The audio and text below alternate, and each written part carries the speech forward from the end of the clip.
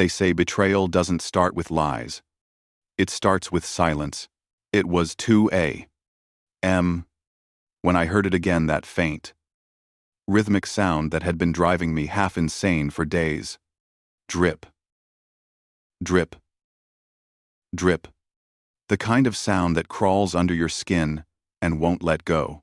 I lay there in bed, staring at the ceiling, counting every drop. Beside me, Emily was sound asleep, breathing slow, steady, peaceful. 8 years together. And I thought I knew that sound too. Her breathing used to comfort me. Tonight, it felt like mockery. I told myself it was just the damn pipe again. Nothing more. I swung my legs out of bed, felt the cold floor bite into my feet, and muttered, "Fine. You win." The house was dark, quiet. That kind of quiet that makes you realize how alone you really are. Even when someone's sleeping just a few feet away, the bathroom light flickered when I flipped it on, harsh, white, unkind. My reflection in the mirror looked worse than I remembered. 38. Software architect. Husband. Homeowner. And somehow, I looked like a man who'd just been evicted from his own peace. The dripping came from under the sink. I grabbed the old wrench from the hallway closet and crouched down, trying not to think about anything except fixing the problem. It's what I did best: find the bug, locate the leak, patch it up, move on. But that's when I saw it. Emily's overnight bag, sitting half open on the counter, already packed for her tech conference in Seattle. She traveled a lot for work, so it shouldn't have meant anything. But something about it, the way it sat there, too ready, too deliberate, made me pause. I told myself not to look. That trust means you don't go snooping. But curiosity isn't always disloyalty. Sometimes it's survival. I nudged the bag open a little more. Makeup kit, travel charger, notebook, and then a small pink case, half hidden beneath her hairbrush. Birth control pills. At first, my brain didn't even process it. I just stared, blinking, waiting for some logical explanation to arrive. Maybe they were old. Maybe they weren't even hers. Maybe. But logic doesn't lie the way people do. I had a vasectomy 3 years ago. We'd made that decision together. She'd cried afterward, said it was the right thing, that she didn't want kids, that we were building a different kind of life. We sealed that chapter. Or so I thought. So why? Exactly. Was my wife taking birth control? I picked up the compact, my fingers shaking slightly. Half the pills were gone. Not an old prescription. Not forgotten. Active. Current. Intentional. My heartbeat slowed. It's strange you'd think it would race, that anger would come roaring in, that the moment of betrayal would feel like fire. But it didn't. It felt cold, like a steel door slowly closing behind me. I set the pills back exactly where I found them, not a millimeter out of place. I didn't want her to know I knew not yet. Then I fixed the pipe, slow and mechanical, just to keep my hands busy. Drip, drip, drip. Funny how even when the leak stops, the sound stays in your head.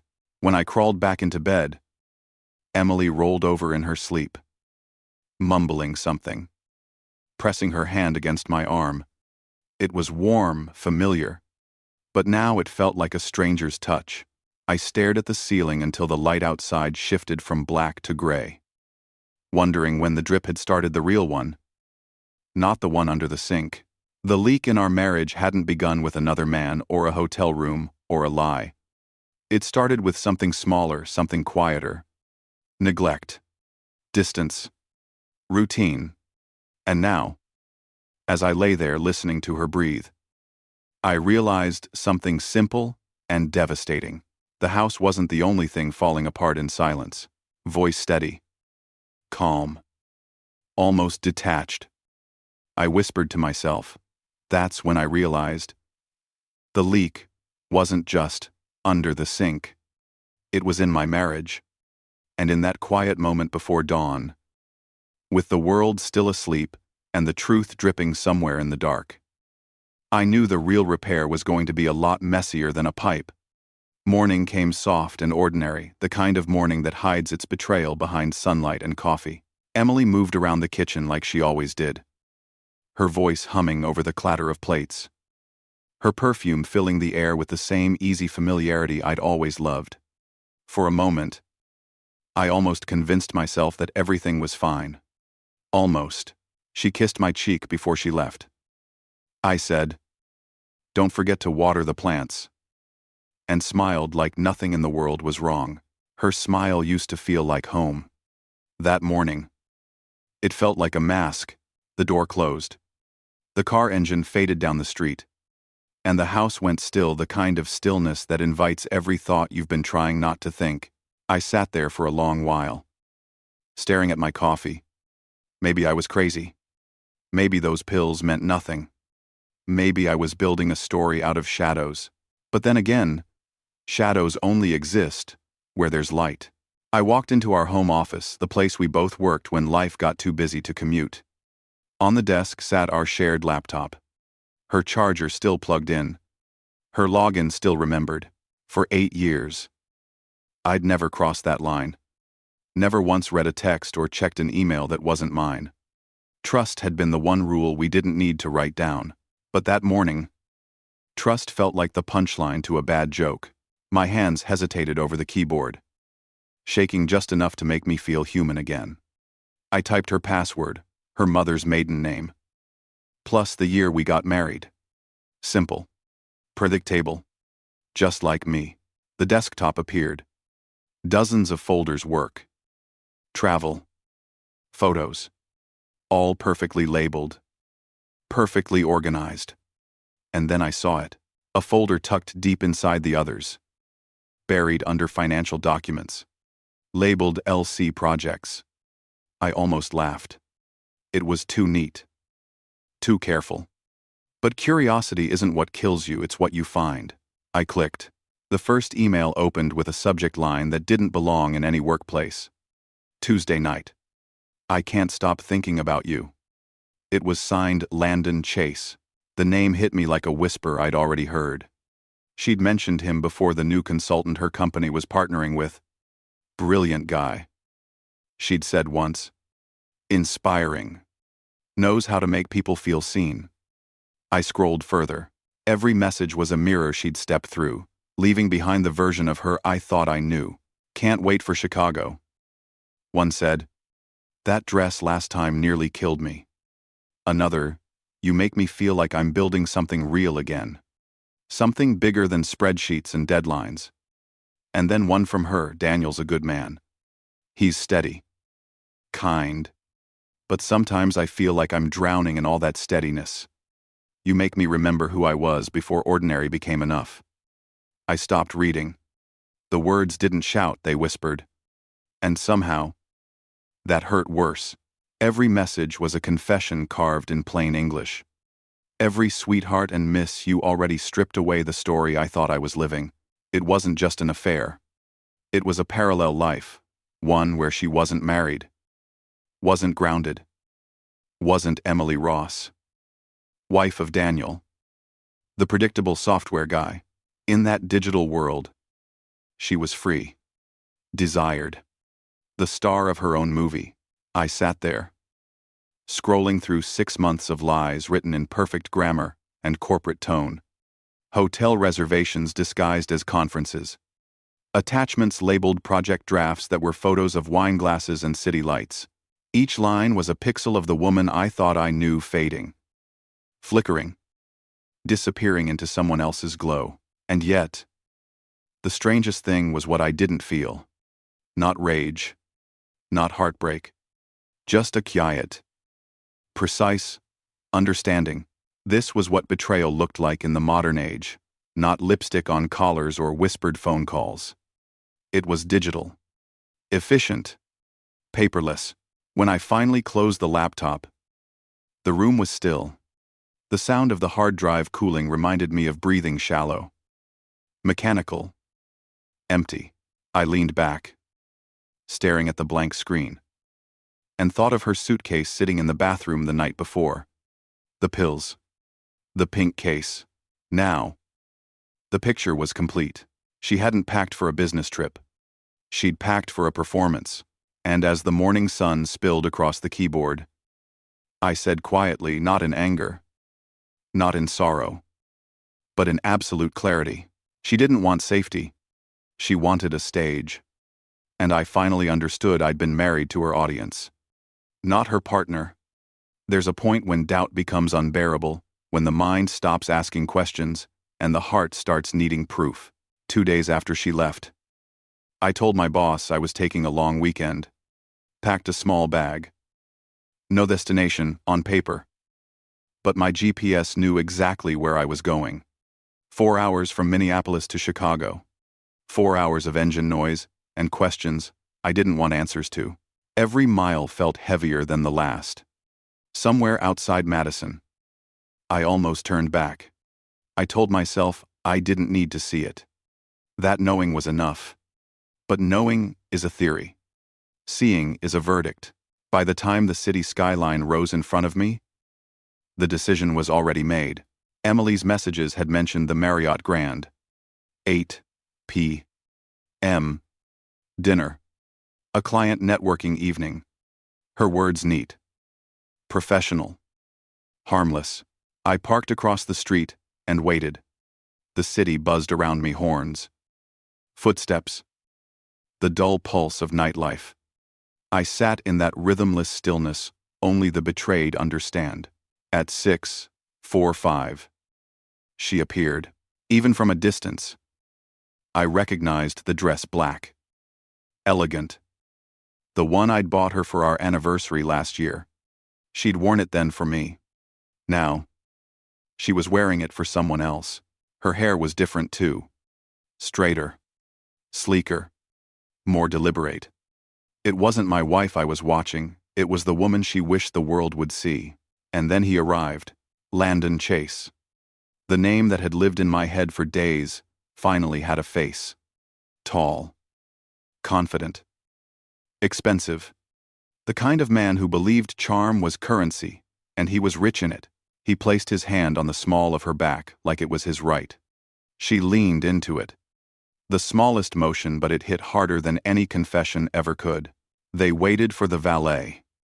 Laughing about something.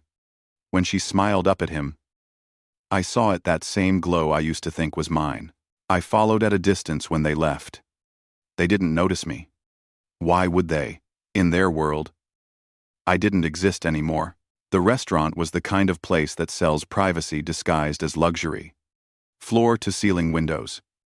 Dim lights. Soft jazz. Perfect for affairs that pretend to be business meetings. I found a seat across the street in a coffee shop that had a clear view inside. Ordered a cup I didn't drink. And I watched. 2 hours. That's how long they sat there. 2 hours of subtle touches. Shared jokes. Quiet intimacy, wrapped in candlelight. She laughed, the kind of laugh I hadn't heard in years. The kind that used to be ours. He reached across the table, brushed his thumb over her hand, and she didn't flinch. In that moment, I felt something shift inside me. Not the explosion I'd expected. Not rage. Not heartbreak. Just quiet. It was as if my mind had finally stopped fighting reality and started accepting it. When they left the restaurant, he guided her out with his arm around her waist. She slid her hand into his back pocket, casual. Natural. Like they'd been doing it for years. I followed them again. Far enough not to be seen.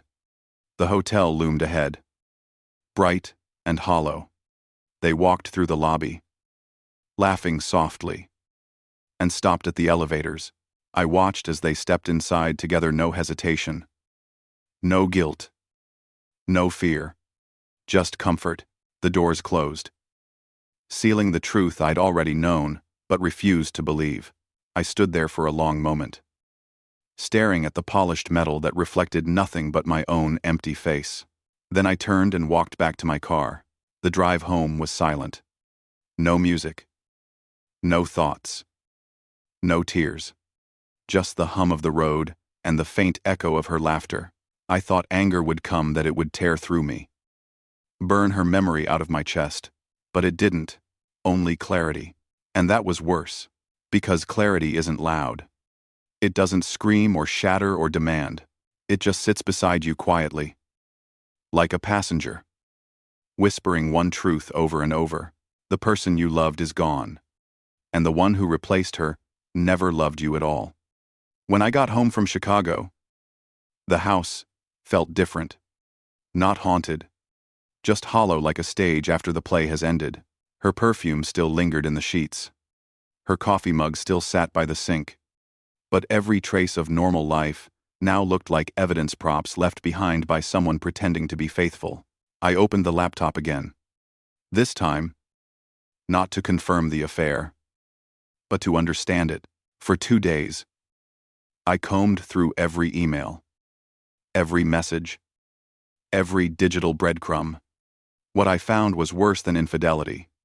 It was a partnership built on deceit. Landon wasn't just her lover. He was a con man with a business card. His consulting firm was barely a real company, a one-man show registered under a P.O. box, promising strategic innovation to anyone foolish enough to believe him. And Emily, she wasn't just his mistress. She was his investor. Wire transfers, credit card payments, deposits, labeled project expense reimbursement, all from our joint account. $15,000 siphoned out of our marriage and into his fantasy. I sat there, staring at the spreadsheet of transactions, and felt something inside me settle. It wasn't rage or heartbreak anymore. It was focus. If she wanted to gamble our life on a lie, I was going to make sure the truth cashed out first. So I documented everything. Screenshots, receipts, email threads. I printed every transaction, highlighted every digital fingerprint. I became what I was trained to be: meticulous, thorough, patient. Revenge, I realized, doesn't always come with shouting or violence. Sometimes it's a quiet, methodical process, a slow, surgical removal of the cancer that's been eating you alive. 2 weeks later, I saw my opportunity. Emily's company was hosting their annual client appreciation dinner, a formal event downtown, full of executives, consultants, and potential investors. Landon would be there representing his firm. Emily had been talking about it for weeks, planning her outfit, her pitch, her performance. So I made a phone call. "Hi. This is Daniel Ross, Emily's husband. I'm trying to reach her about a family emergency." The receptionist hesitated. "Is everything okay?" "It's her mother," I said quietly. "She's stable now. But she should probably give me a call." 5 minutes later, my phone rang. Emily's voice trembled through the line. "What happened? Is Mom okay?" "She's fine," I said. "False alarm. But she'd love to see you this weekend." "This weekend?" She hesitated. "Daniel. The dinner's Friday. I can't miss it." "Of course," I said, keeping my voice calm. "Family first. Though." "Right." A long pause. Then a sigh. "You're right. I'll cancel. Tell Mom I'll be there." I smiled. She'll be glad to hear it. That Friday night, while Emily was 3 hours away visiting her perfectly healthy mother, I put on my best suit and drove downtown to the Hilton.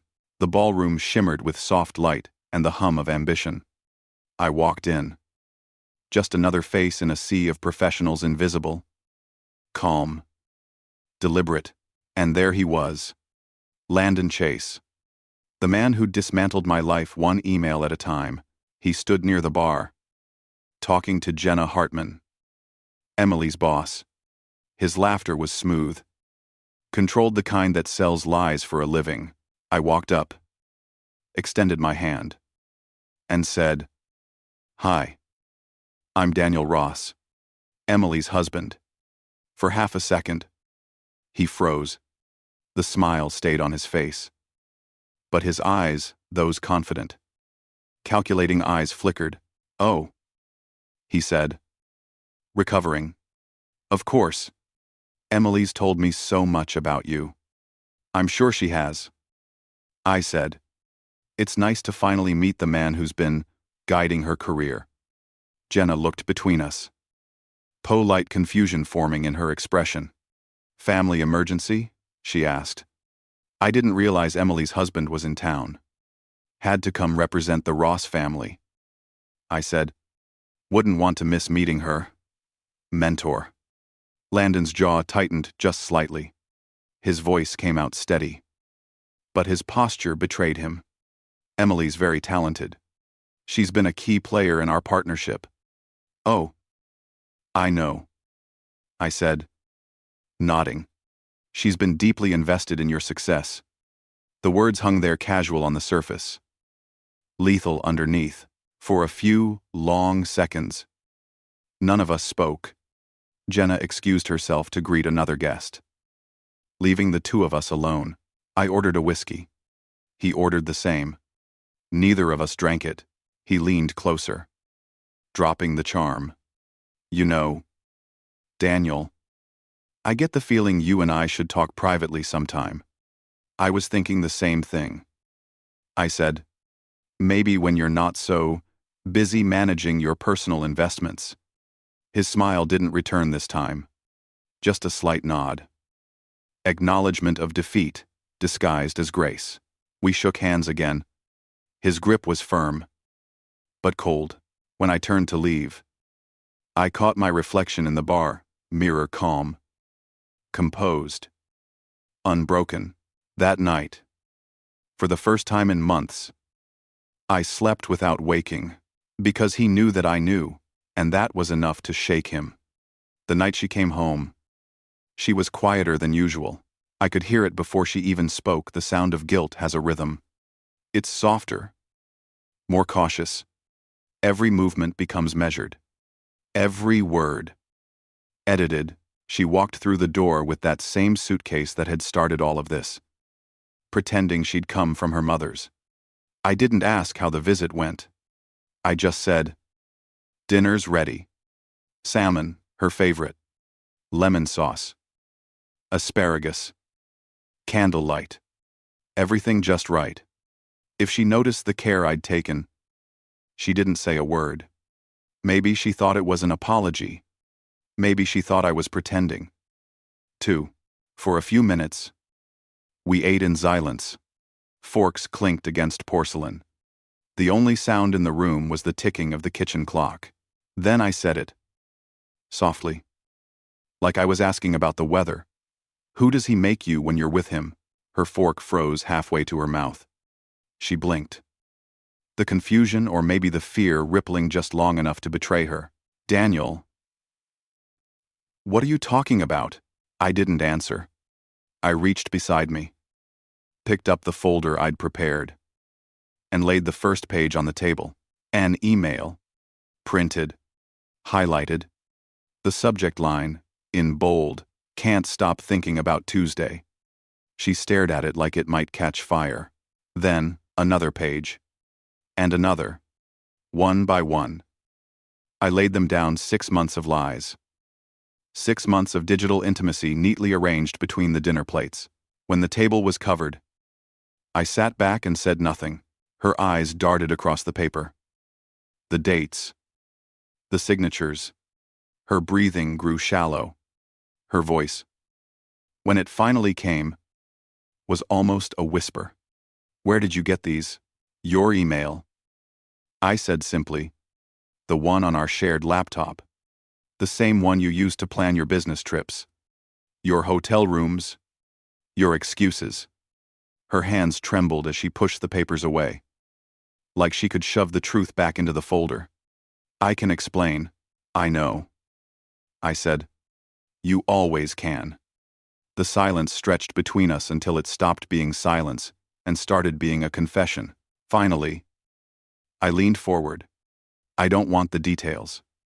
Emily, I just want to know one thing. Who does he make you when you're with him? She looked at me. Eyes red. Tears balancing on the edge. He makes me feel alive. She said. He makes me feel like I could be more than just this. More than what? She gestured vaguely around the kitchen, our home. Our life. The history we'd built. More than ordinary. There it was. The word I'd known was coming. Ordinary. It landed like a stone dropped in water. Rippling through everything we were. I nodded slowly. Ordinary. I repeated. Tasting it. That's what you call the life we built together. The home. The stability. The love. Her tears spilled now. Daniel. Please. You don't understand. I didn't mean. You did. I said. Gently. You meant it with every email. Every lie. Every time you looked me in the eye and said you were going to a conference. I stood and walked to the counter, picked up a second folder, and returned to the table. This one thinner, cleaner, inside. The papers were white, crisp, final. Divorce documents. I slid them across to her. She stared down at them, then up at me. Daniel, please. No. We can fix this. We can go to therapy. We can. I shook my head. No. You can have the life you wanted, the one that feels alive. The one that isn't ordinary. You can have him. You can have your stage. Her voice broke. You're destroying our marriage over a mistake. I let out a quiet laugh. Not cruel. Just exhausted. I'm not destroying anything. Emily. I'm cleaning up what's already broken. She started to speak again. But I raised a hand. Save it. Every word that comes next will just make this uglier. Let's leave at least one part of us clean. For a long time, neither of us moved. The clock ticked. The candles flickered. Finally, she whispered, I never wanted to hurt you. I know. I said, but you did. And the worst part is, you hurt yourself too. I gathered the papers on the table, the emails, the evidence, the timeline of betrayal, and stacked them neatly. Then I looked at her one last time and said the truth that had been sitting inside me since the night I found those pills. You called our life ordinary. I said, so I gave you the extraordinary freedom you thought you wanted. And as her sobs filled the quiet kitchen, I walked away calm, steady, finished, because sometimes the loudest revenge a man can take is silence. The weeks that followed felt strange, like living inside the quiet after an explosion. The paperwork was filed. The house was divided. The friends chose sides. Most by saying nothing. Emily moved out. And for the first time in years, the silence inside the house felt like peace instead of punishment. But peace doesn't come free. It always asks for payment. Hers came due faster than she expected. Her lawyer reached out first, calm, professional, entitled. They wanted alimony, claimed that I had held her back from pursuing her career potential, that she'd sacrificed opportunities for my sake. I laughed when I read that line. Not out of anger, just disbelief. Held her back, the woman who had spent 6 months chasing another man's promises about a bigger life. I handed everything to my attorney. I didn't need to fight this one. The truth would do that for me. A week later, we sat across from each other in a glass-walled mediation room. Her hair was perfect. Her posture straight. Her lawyer confident. They must have thought I'd come ready to bargain. Instead, I came ready to listen. Her attorney started with the script. Mrs. Ross made significant personal and professional sacrifices to support the marriage. We believe she's entitled to fair compensation for lost career advancement. My lawyer nodded politely. Then he opened a folder, the same one I'd built in those long nights of quiet revenge. Before we discuss compensation, he said, let's talk about career advancement. He laid out the documents. One by one, financial statements, emails, bank transfers, $15,000, gone from our joint account, straight into Landon Chase's so-called consulting firm. Emily's face drained of color. Her lawyer tried to recover. Those were business investments made in good faith. My attorney's voice didn't rise. It didn't need to. Then perhaps you can explain why Mr. Chase's company filed for bankruptcy 2 weeks ago. That got their attention. He continued, according to corporate filings. The business has 0 active clients. Outstanding debts in excess of $50,000. And no physical office. Additionally, Mrs. Ross's employer has formally severed all association with Mr. Chase's firm due to ethical misconduct. He slid another document forward, a printed email from her boss. Concerns about professional boundaries. It read, a pattern of inappropriate relationships with female employees. Emily looked like she'd been punched. Her hands trembled. Her lawyer leaned toward her, whispering. But she didn't hear him. I watched the moment it sank in that the man she'd called extraordinary was nothing more than a predator with a business card. The room went still. That's when I finally spoke. You can keep half the money, I said quietly, breaking the silence. Minus what you gave your lover. Her lawyer started to object. But I kept going. That should make the math simple.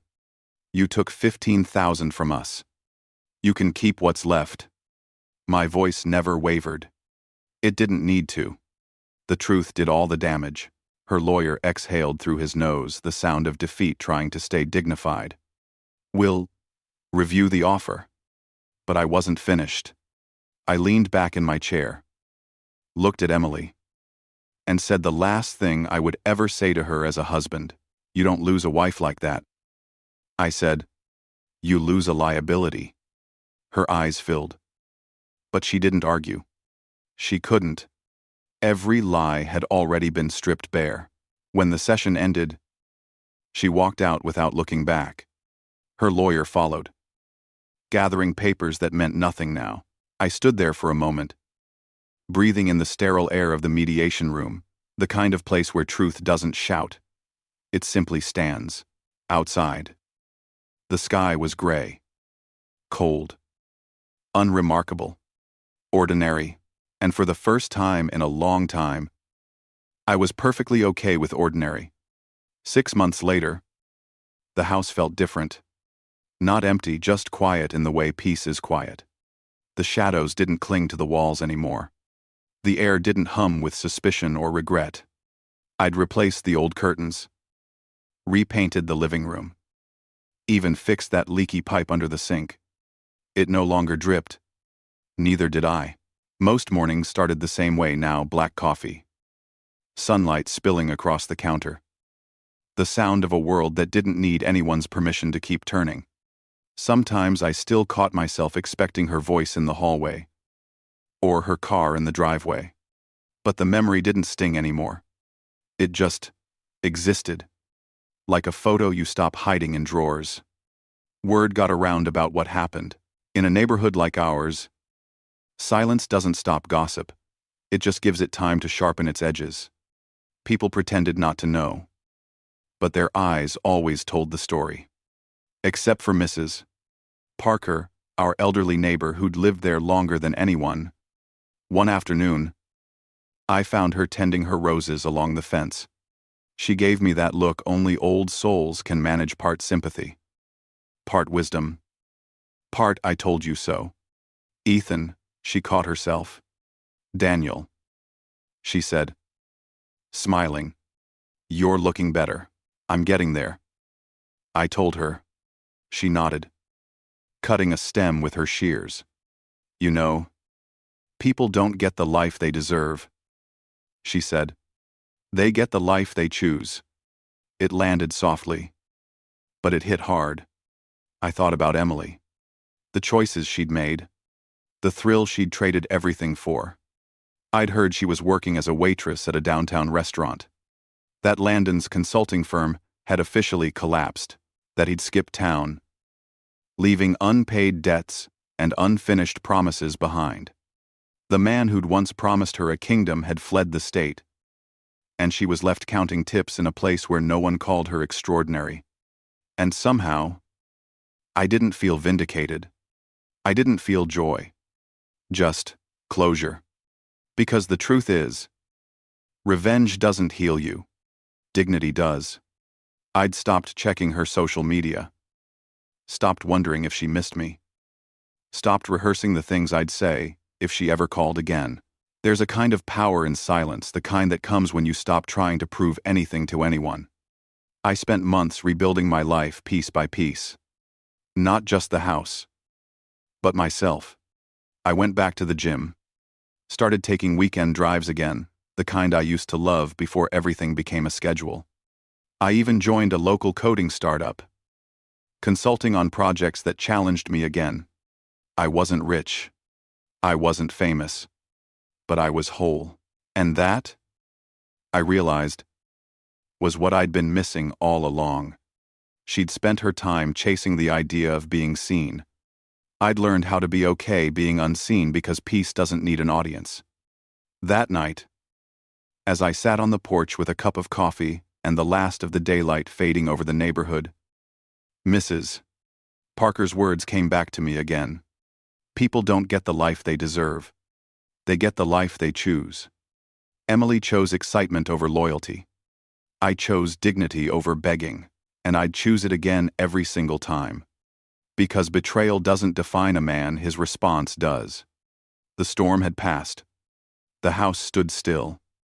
And for the first time in years, the silence wasn't heavy, it was earned. Brothers, if you were me, would you forgive her? Or let the truth speak louder than revenge? Comment below.